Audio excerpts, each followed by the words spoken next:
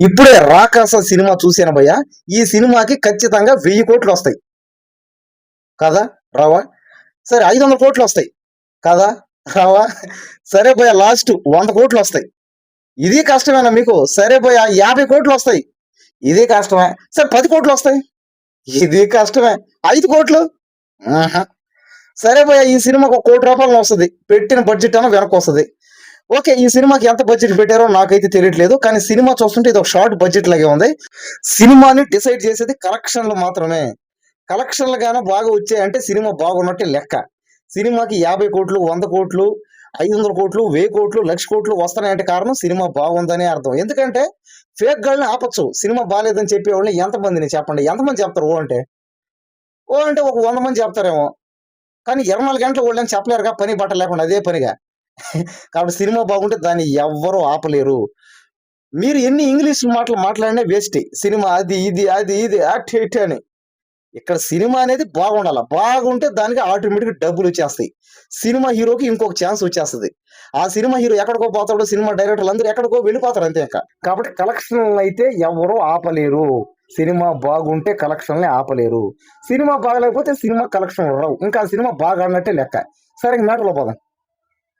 సినిమాలో కామెడీ చాలా బాగుంది. ఓకే. అది మాత్రం కాదనేది లేదు. కానీ సినిమా చూస్తున్నంత సేపు 'మ్యాడ్' గాని, 'మ్యాడ్ 2' ఇంకా ఏదో ఆ సినిమాలొచ్చాయి గదా! ఆ సినిమాల్లాగే ఉన్నాయన్నమాట. ఎందుకంటే ఇందులో ముఖ్యంగా సంతోష్ శోభన్ హీరో. ఇతని యాక్టింగ్ అయితే చాలా బాగుంది. ఎందుకంటే ఇదివరకులాగా చూసినట్టే ఉందన్నమాట. ఎక్కడ తేడా లేదు అక్కడెక్కడ. ఇంకా హీరోయిన్ చూసుకుంటే శ్రీలీల టైప్‌లో ఉంది. ఆమె పేరు గూడా నాకు తెలియట్లేదు. గుర్తు రావట్లేదు.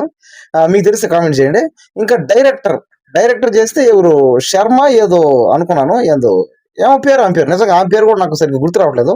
ఇంకా ప్రొడ్యూసర్ అయితే కొణిదెల నిహారిక గారు. ఆమె పేరైతే నాకు బాగా గుర్తుంది. ఎందుకంటే ఆమె కష్టపడి పనిచేసే పేదవాళ్ళందరికీ ఒక అవకాశాలు, ఛాన్స్ ఇస్తది. కాబట్టి ఆమె పేరు నాకు ఖచ్చితంగా గుర్తుంటది.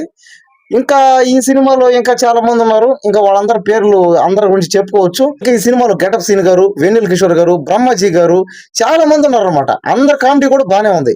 కానీ సినిమా చూస్తున్నంత సేపు వేరే లోకంలోకి తోడుకుపోయినట్టే ఉంటది గానీ, అక్కడికెళ్ళి పడేసినట్టే ఉంటది మళ్ళీ. అదే ఇక్కడ బాధ. అంటే సినిమా ఒక 10 కోట్లు వస్తదా? 100 కోట్లు వస్తదా? కనీసం ఒక 50 కోట్లు వచ్చేస్తదేమో అన్నంత ఫీలింగ్‌లో పోతుంది. కానీ మళ్ళీ వెనక్కొచ్చేస్తుంది. అసలిక్కడ పాయింట్ ఏందంటే సినిమాలో మెయిను స్టోరీలో స్టామినా లేదు. అంటే ఏందంటే, ఒక ఇంగ్లీష్ సినిమా అంటే మనం అయి చూస్తాం గదా! అదే ఏదన్నా గృహలోకి, కోటల్లోకి ఒక కొత్త ప్రదేశంలో పోతారు. అక్కడి నుంచి బయటికి రాలేరు. అదే కాన్సెప్టే. అంటే మనం రీసెంట్‌గా 'మర్యాద రామ' సినిమా. ఒక 10, 15 ఏళ్ళు బ్యాకెళ్తే 'మర్యాద రామ' సినిమా చూస్తాం. ఇంట్లోకెళ్తాడు. రాలేడు బయటికి. సరే అదొక కామెడీ జోనరు. సేమ్ అదే స్టోరీని తీసుకొచ్చి ఇక్కడ వేరే రకంగా మార్చి తీశారు. సరే ఓకే. అంతా బానే ఉంది. పైగా డైరెక్టర్ గూడా లేడీ డైరెక్టర్ గాబట్టి ఆమె ప్రయత్నం గూడా చాలా బాగుంది. పాపం ఆమె శ్రమిచ్చింది. ఆమె శ్రమకు తగ్గ ప్రతిఫలం చూద్దాం. ఇంకొక 2, 3 రోజుల్లో ఈ సినిమా కలెక్షన్‌లు బట్టే సినిమా డిసైడ్ అవుద్ది. అంతేగాని కలెక్షన్‌లు లేకుండా సినిమా ఎక్కడ డిసైడ్ కాదనమాట. డైరెక్టర్ అంటే ఆమె పేరు నాకు తెలీదు. మీకు తెలిస్తే కామెంట్ చేయండి. ఇంకా హీరోయిన్ అయితే శ్రీలీల అలాగే ఉంది. ఆమె పేరు కూడా నాకు తెలీదు. ఎందుకంటే నేను తెలుసుకోలేకపోయాను. మీకు తెలిస్తే కామెంట్ చేయండి. ఈ సినిమా ప్రొడ్యూసర్ పేరు నాకు తెలుసు. ఆమె ఎవరో కాదు. నిహారిక గారు. ఈమె పేరైతే నాకు బాగా తెలుసు. ఎందుకంటే ఆమె కష్టపడి పనిచేసే వాళ్ళందరికి ఛాన్స్ ఇస్తది. కష్టపడే వాళ్ళంటే ఎవరో కాదు. సినిమా హీరోగా అయినా ఛాన్స్ ఇస్తది. సినిమా డైరెక్టర్‌గా అయినా ఛాన్స్ ఇస్తది. సినిమాలో క్యారెక్టర్‌లు అయినా ఛాన్స్‌లు ఇస్తారు. కాబట్టి ఏందంటే మీలో ఎవరైనా సత్తా, స్టామినా ఉంటే, మీలో సినిమా డైరెక్షన్ చేయగలను అనే నమ్మకం మీకుంటే ఆమె దగ్గరికి వెళ్ళండి. ఆమె ఖచ్చితంగా ఛాన్స్ ఇస్తారు. ఇంకోటి ఏందంటే ఈ సినిమా స్టోరీ విషయానికొస్తే పాతకాలం సినిమా స్టోరీ లాగా ఉంది. అంటే అది ఇంగ్లీష్ సినిమాలు, హిందీ సినిమాలు ఇంకా రీసెంట్‌గా చూసుకుంటే మన 'మర్యాద రామ' సినిమా తెలుగు సినిమాలు కూడా ఉన్నాయి. ఎందుకంటే ఒక ఇంట్లో పోతారు. బయటికి రాలేరు. లాక్ అయిపోతారు. ఒక ప్రదేశంలో పోతారు. లాక్ అయిపోతారు. బయటికి రాలేరు. ఒక కొత్త ప్లేస్‌కెళ్తారు. లాక్ అయిపోతారు. బయటికి రాలేరు. అదేంటంటే లాక్‌డౌన్ లాగా లాక్ అయిపోతారు అక్కడ. కాబట్టి ఈ సినిమాలో కూడా అతను అమెరికా నుంచి ఇక్కడ రావడం, ఇక్కడికొచ్చిన తర్వాత ఒక గృహలో పోవడం, అదొక పల్లెటూరు. ఇంకా పల్లెటూరులో ఇంకా ఒక గృహ దాంట్లో ఏందో తప్పు చేసిన వాళ్ళు ఏస్తారంట జైల్లో వేసినట్టు. ఇంకా దాంట్లో నుంచి బయటికి రాలేరంట. ఆ స్టోరీ మీద రన్ అయింది సినిమా అంతా. సరే సినిమా అంతా బానే ఉంది ఓకే. కానీ సినిమాలో కొత్తదనమే లేకుండా పోయింది.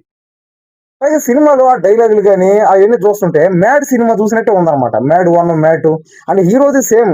ఆయన చేసే యాక్టింగ్ గాని, ఆ డైలాగ్ గాని సేమ్ అలాగే ఉంటాయి. సరే ఓకే. హీరో అలాగే ఉంటాడు కాబట్టి సరే అడ్జస్ట్ అయిపోదాం. ఇంకా మిగతా వాళ్ళ క్యారెక్టర్ చూసుకుంటే గెటప్ సీన్ గాని, వెన్నెల కిషోర్ గారు గాని, బ్రహ్మాజీ గారు గాని, ఇంకా తనికెళ్ళ భరణి గాని పెద్ద పెద్ద ఆర్టిస్టులందరూ బాగా ఫేమస్ అయిన ఆర్టిస్టులందరూ ప్యాడింగ్ వాళ్ళు ఇందులో యాక్ట్ చేశారు. కానీ ఇక్కడ సమస్య ఏందంటే, సినిమా శంబాల టైప్‌లో ఉంది మళ్ళీ. అదేదో శంబాల సినిమా ఉంది గదా! కొద్దిగా ఆ టైప్‌లో పోతుంది అట ఇట. సరే ఇంక మొత్తానికైతే సినిమాని డిసైడ్ చేసేది ఒకటే కలెక్షన్స్ మాత్రమే. సినిమా ఎలా ఉన్నా సరే డిసైడ్ చేసేది కలెక్షన్‌లే. సినిమాకి కలెక్షన్ రాకపోతే ఇంకా సినిమా తీసి డమేలి. తీసినోళ్ళు అంతే సంగతులు. దాంట్లో చేసినోళ్ళు వాళ్ళందరూ బానే ఉంటారు. పాపం చేసినోళ్ళు, తీసినోళ్ళే పాపం పోయేది. కాబట్టి ఈ సినిమా ఖచ్చితంగా బాగా ఆడాలని కోరుకుందాం. ఇంక సినిమాలో అయితే నాకు తెలిసినంత వరకు ఏం లేదు. సాంగ్స్ కూడా మరీ అంతగా ఏం బాలేవు. విననాటికి గాని, పాడుకోవడానికి కూడా సరిగ్గా రావట్లే. చూడండి ఆ సినిమాలో ఏదైనా పాట పాడుతా ఉంటే రావట్లేదు. నన్నేం చేయమంటారు చెప్పండి ఇంకా. ఇంకా సినిమాలో ఇంకా యాక్ట్ చేసిన వాళ్ళందరూ కూడా బాగానే యాక్ట్ చేశారు ఓకే. కానీ ఈ సినిమాని ఎక్కడంటే ఇక్కడ ఏదో గోల్కొండలో గాని తీసేసారా? ఇంకేమన్నా ప్లేసుల్లో తీసేసారా అన్నట్టుగా ఉంది. సరే ఓకే. ఎక్కడైనా తీసుకోండి. ఎక్కడ తీసినా కానీ కాస్త బాగా తీయండి అంతే. ఎందుకంటే జనాలు డబ్బు పెట్టి చూస్తున్నారు పాపం. వాళ్ళు డబ్బులు పెట్టి. సినిమా బాలేకపోతే రిటర్న్ వాళ్ళ డబ్బులు వాళ్ళకి ఇవ్వలేరు. కాబట్టి ఇది రాంగ్ ఇది. సినిమా చూసి మన ఇష్టం సినిమా బాగుందని చెప్పొచ్చు, బాలేదని చెప్పొచ్చు. ఎవరి అభిప్రాయం వాళ్ళు చెప్పొచ్చు. కానీ సినిమా అయితే మరీ అంతగా ఏమి లేదు. ఇంక ఫైనల్‌గా ఈ సినిమా రేటింగ్ చాలా మంది అడిగారు. 10కి ఎన్ని మార్కులేస్తావని?